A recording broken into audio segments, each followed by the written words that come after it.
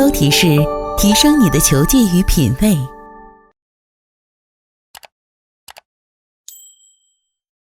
Hello golftip followers, my name is Michael Chong. I'm a director of the FYLA Golf Academy and a partner of Smart to Move China.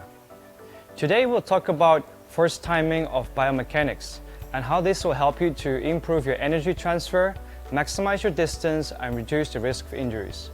So what many great players have in common is they're able to maximize their speed, maximize their distance, and the main reason is because they respect biomechanics and use the ground reaction force efficiently.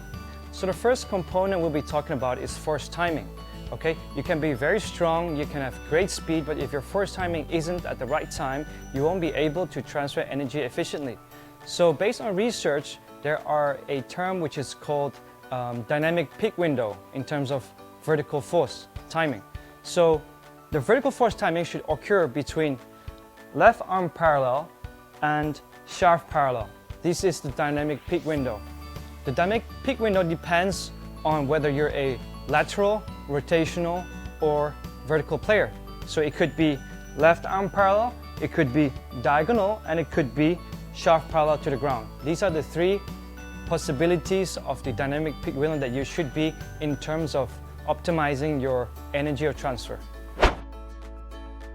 When we talk about ground reaction force, we know that force is invisible, and therefore we have to use force plates in order to measure whether your force is occurring at the right time.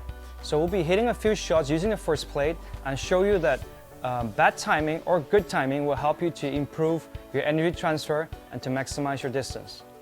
So in the first picture, you can see this player. His vertical force is 195.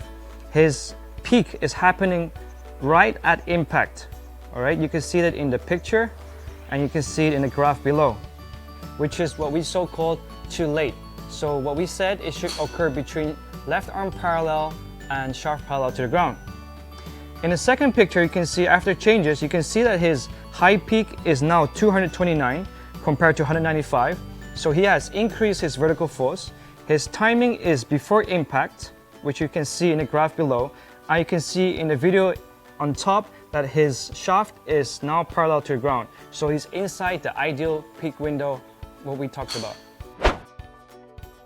So it's very important that you measure your ground reaction forces using force plates, because we could see that this player, number one, he increased his vertical force, and second, and which is most important, he tried to avoid getting potential injuries, because if your vertical force is happening at impact, you have a very big chance of injuring your lower back.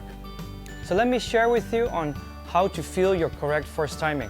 I'll be using this training aid, and I'll be putting it at the ball of my left foot, at my lead foot. And depending, as I said, whether you're a lateral, rotational, or vertical player, there are three exercises that you could try. For a lateral player, you would feel left arm parallel to the ground. For rotational player, you want to feel diagonal.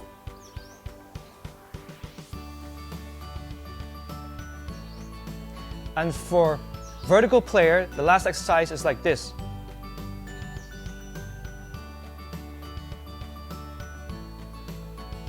So you really want to feel that you're loading at the ball of your left foot and understanding where your left arm should be. Is it horizontal to the ground, parallel to the ground? Is it diagonal, or is it shaft parallel to the ground? So please remember, by having an optimal force timing, it will lead to a better coordination of the muscles. You'll be able to maximize speed and distance, and you'll be able to reduce risk of injuries. For more golf videos, please follow Golf Tips.